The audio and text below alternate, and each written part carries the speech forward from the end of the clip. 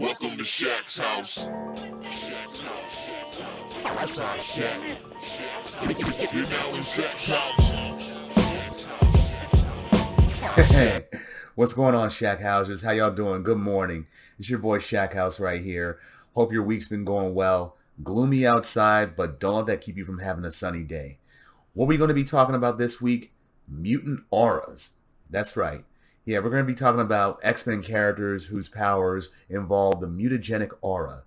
If you see my video I did on the X-Men known as Synch, then you know what a mutagenic aura is, or if you're an avid reader of the X-Men books, you know what it is as well too. But for those of you that don't or have forgotten, consider this something of a refresher course for you.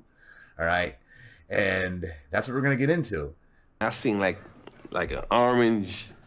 His aura or whatever, I seen it. He's orange. The mutagenic aura is the radiant but typically invisible energy signature produced as a byproduct of the X gene. This energy signature is unique to each mutant and is what Cerebro scans for when searching for mutants. This energy is also the biological power source that fuels a mutant's powers and abilities, whether those abilities are energy related or not. All mutants possess it and it surrounds them at all times. As stated in a previous video, the X-Men member known as Synch, his aura is both his mutant power and the expression of it, and he can manipulate it in various ways. By synchronizing it to another mutant's aura, he can track the mutant and even duplicate their powers. He could copy their mutant powers directly or focus them through his aura if the mutation is too cumbersome, and he can hold multiple abilities at once. After his resurrection on Krakoa, he's gained a significant power increase whose specifics have yet to be explained. He can now permanently keep the powers that he copies, and he can even replicate non-mutant superhuman abilities as well. However, there are other mutants who compare, as their powers also directly correlate to the mutagenic aura. For example, Fabian Cortez.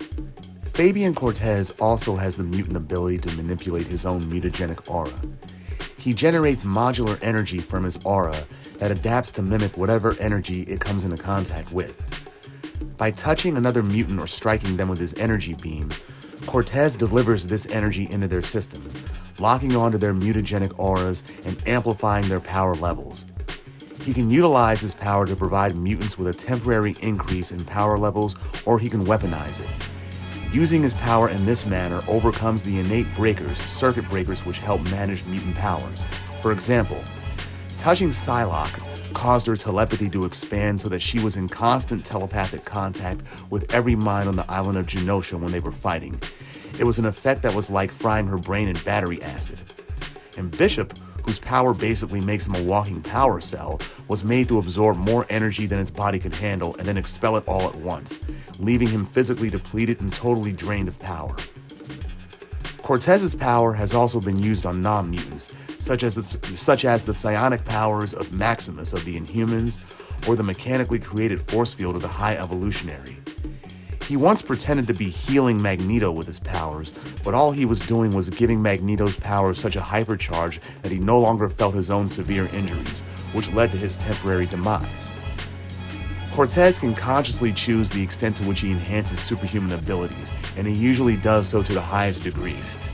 It has been shown that he has some control over his power's energy signature, such as using it to constrict a foe, and he may be able to even sense wrong or abnormalities in a person's DNA as well with his power. Empyrean. Empyrean's mutant power is the ability to absorb from fellow mutants the bioenergy emanations generated by their mutagenic auras.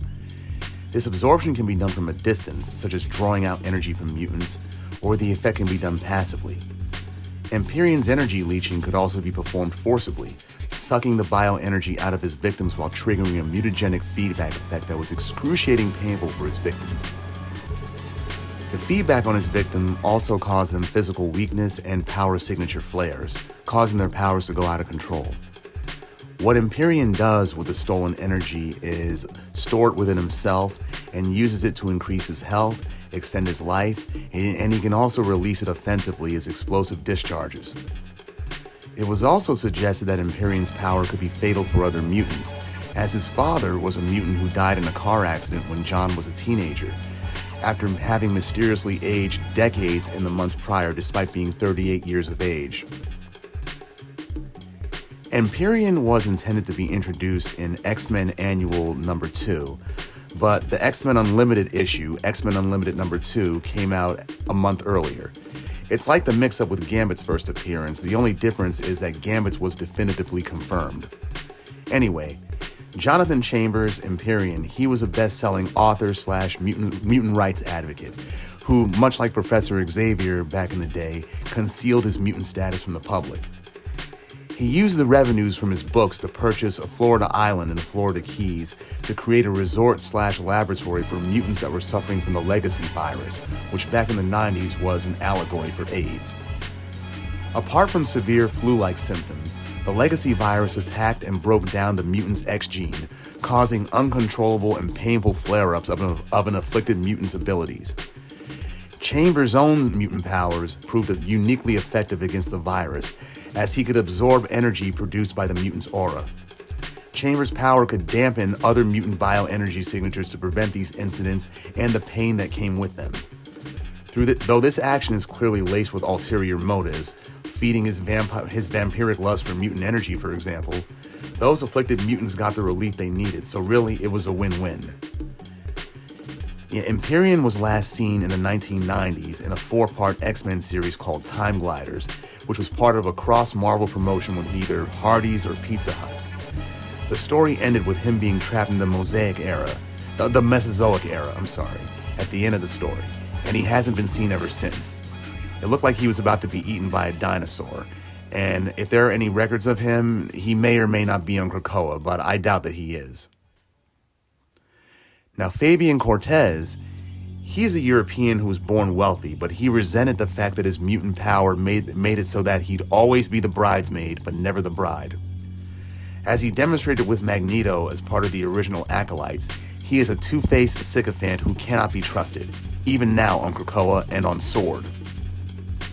But Fabian's ability was more weaponized more than the others.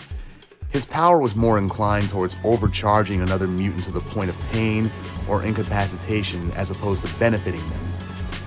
His power worked through touch or through an energy bioblast, so he targeted specific mutants instead of every mutant that was nearby, which is what similar power boosters would do, like Chance or Michael Nolan, for example.